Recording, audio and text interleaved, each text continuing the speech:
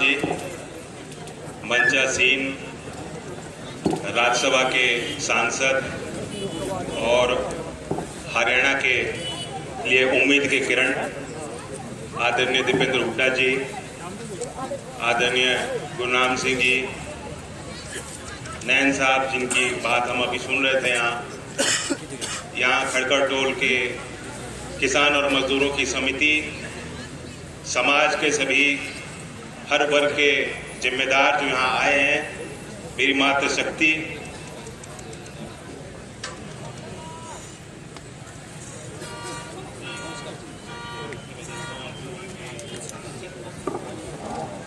Khatkar toll committee से अनुरोध है वो हर्ष छिकारा जी को जो है सम्मानित करें।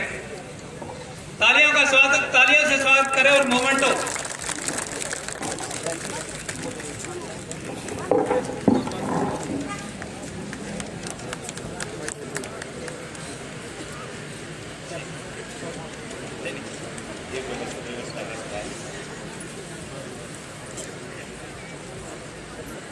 मंचासीन सभी जिम्मेदार, मेरी मातृशक्ति किसान भाइयों,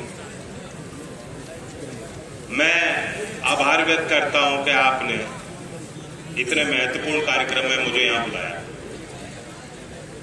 सच पूछो तो ये एक गमगीन वातावरण है, बहुत संजीदगी का वक्त है, क्योंकि जब हम उनको याद करते हैं जिन्होंने हमारे लिए कुर्बानियां दी, शहीदों की स्मृति में आज का कार्यक्रम है।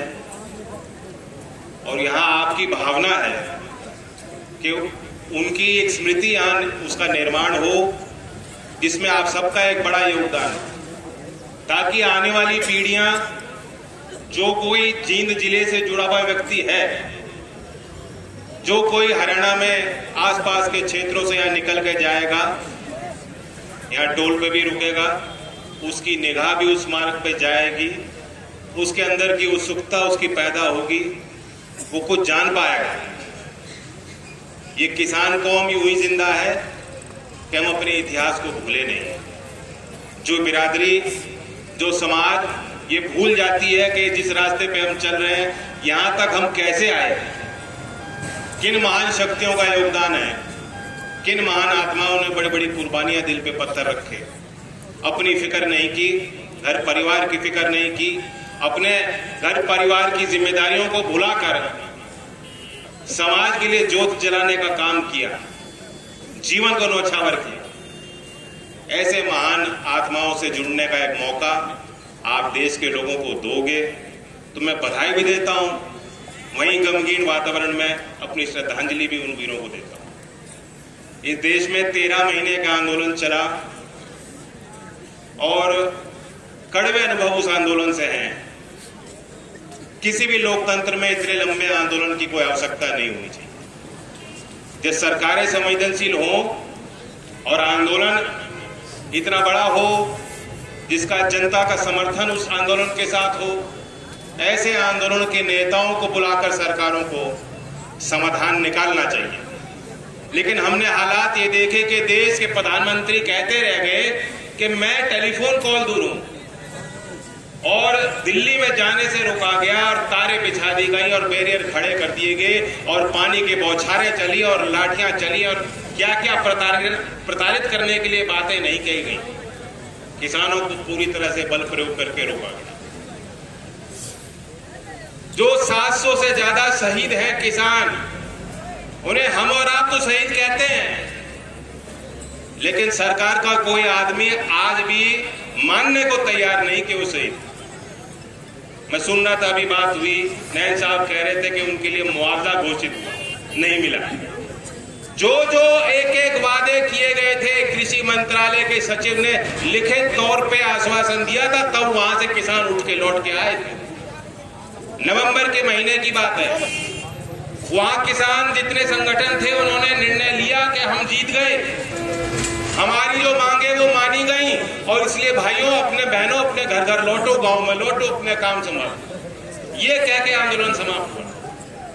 उन्होंने आश्वासन किया था कि जो किसान आंदोलन में जो लोग आए, जिन पे सरकारों ने दबाव बनाने के लिए मुकदमे दर्ज किए, एक एक मुकदमे को वापस लिया जाए। गृह मंत्रालय ने चिट्ठियां लिखी, दावे किए कि हम राज्यों को लिख रहे हैं। यहाँ तो डबल इंजन की सरकार है कि नहीं, डबल की है कि नहीं? यहाँ भी वही है, वहां भी उन्हीं को हम झेल रहे हैं। अगर वहां दिल्ली की सल्तनत चाहती, सरकार चाहती, मोदी जी चाहते, अमित शाह जी चाहते, तो यहाँ की सरकार का मुकदमा वापस नहीं ले सकती। कौन सा बड़ा काम था, कौन सा बड़ा तीर मार लिया इन्होंने? मुकदमे भी अभी तक वापस नहीं लिए गए। मेरी जानकारी में है किसान आंदोलन, उन संगठनों से जुड़े नेताओं पे अभी भी वो मुकदमे चल रहे हैं, नोटिस उनको दिए जा रहे हैं। ये तो इतनी छोटी सी बात है। और बड़ा मुद्दा हमारा एमएसपी का था। यही सांपला गांव में देश के प्रधानमंत्री आए थे। चौधरी छोटू राम जी को याद करते हुए उन्होंने एक नई योजना की शुरुआत की थी। 5 साल हो गए उस घटना, पीएम आशा। उन्होंने कहा अब तक तो हम लागत की और मूल्य की बात करते थे, आज से हमारी सरकार प्रतिबद्ध होगी कि अन्नदाता की आय को संरक्षित हम कराएंगे। हेलो, मतलब सीधा सीधा मोदी जी खुद कह गए थे कि एमएसपी का भाव दिया जाएगा, अगर नहीं मिलता तो भाव अंतर के माध्यम से हर एक किसान को हम नुकसान किसी का नहीं होने देंगे, सरकार की जिम्मेदारी। जो चौधरी छोटू राम जी का नाम लेके इतना बड़ा करारा झूठ बोल के चले गए किसानों। अगर वो योजना उन्होंने चलानी ही थी तो फिर उन्होंने इस आंदोलन को 13 महीने चलने की क्या जरूरत पड़ी थी? कानून बना सकते। तो इसलिए आप लोग तो जानते हो सारी बात, तो कोई लंबी चौड़ी बात करने नहीं आया। मैं और दीपेंद्र जी आज सदन में हम दोनों सुबह मिले, एक ही सदन में है ना हम दोनों। हम तो चाहते तो लोकसभा में जो दरवाजे आपने बंद कर रखे हैं वहां बैठते, लेकिन अब दोनों हम अपर हाउस में हैं, राज्य। तो ये भी सोचो वहां भी तो संख्या बनाओगे कि नहीं बनाओगे? मौका तो मिलने वाला है। और उसके बाद हरियाणा का मौका आपको है। हरियाणा की सरकार भी आप झेल रहे हो, देख रहे हो क्या काम काल है। शायद इससे पहले कभी सभासद भी नहीं बने और सीधा मुख्यमंत्री बन गए। बड़ी अच्छी किस्मत है, ऐसी किस्मत सबको दे भगवान। लेकिन ये सब कुछ आपके कारण है और कोई नहीं है। तो इसलिए आपको भी अंतरात्मा में बैठ के सोचना पड़ेगा, पहचान करनी पड़ेगी कौन लोग हमारे हैं, हमारे शुभचिंतक हैं, कौन लोग हमारी लड़ाई लड़ रहे हैं और लड़ेंगे, और किन से आपकी लड़ाई है। लड़ाई किन से है ये भी देखो। आज किसान वर्ग की आर्थिक तंगी पे, मंदी पे कोई कुछ नहीं कहता। मैं और दीपेंद्र जी हाथ पकड़ के वहां सदन में कुछ कह दे तो कह दे, और किसी को कोई चिंता नहीं है। नाबार्ड के आंकड़े हैं कि आज देश के किसान पे 21 लाख करोड़ का कर्ज है। 15 करोड़ से ज्यादा जो खातेदार हैं, औसतन 1,35,000 कर्जा प्रत्येक किसान पे है। और हरियाणा में तो उससे ज्यादा है। हरियाणा में नाबार्ड कह रही है कि 2 लाख है कम से कम। 2 लाख का कर्जा चुकाने की स्थिति है आपकी, नौबत है बहुत नहीं दे पाने की। सरकार कुछ नहीं कर रही इसमें।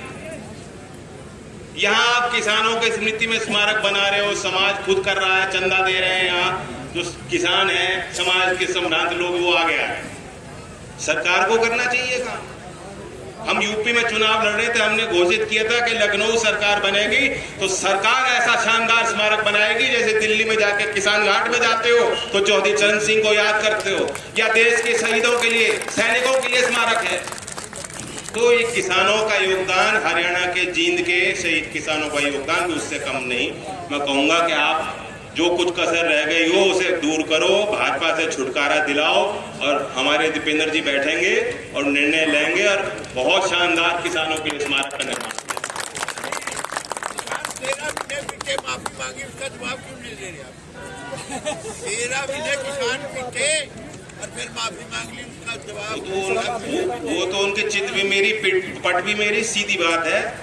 उन्हें लाभ भी लेना है और ये किसान के हिमायती बनते भी है। किसान के दिल में उनके कोई जगह नहीं। प्याज के निर्यात पे प्रतिबंध लगाया, किसी किसान से पूछा क्या? धान और गेहूं पे रातों रात प्रतिबंध लगा दिया कि निर्यात नहीं होगा। पीली मटर पे आयात शुल्क घटा दी। एथेनॉल पे गन्ना का गाना गाते थे मोदी जी के, एथेनॉल बनेगा, गन्ना किसानों को लाभ मिलेगा। रातों रात बंद कर दिया कि चीनी के और चीनी के सिरे से कोई एथेनॉल निर्माण नहीं हो सकता। तो ये फैसले आपके हित के नहीं लेते, आपने देख लिया। आज वो अवसर नहीं है कि सारी वो बातें हम करें। मैं धन्यवाद देता हूँ समाज के सभी लोगों को, और आप ये तय कर लो। एक अलीना इतरत एक शायर है, उन्होंने कहा कि जिनके मजबूत इरादे बने पहचान उनकी, मंजिलें आप ही होती हैं आसान। तो चिंता करने की बात नहीं, अगली किसान की पीढ़ियां यहाँ जो हमारे यहाँ मौजूद हैं, नौजवान मौजूद हैं, ये धैर्य रखें और जो हमारे महान जो हस्तियां रही हैं जिन्होंने शहादत दी, उनसे प्रेरणा लें और समाज में अपना स्थान पाएं। धन्यवाद। जय हिंद, जय भारत।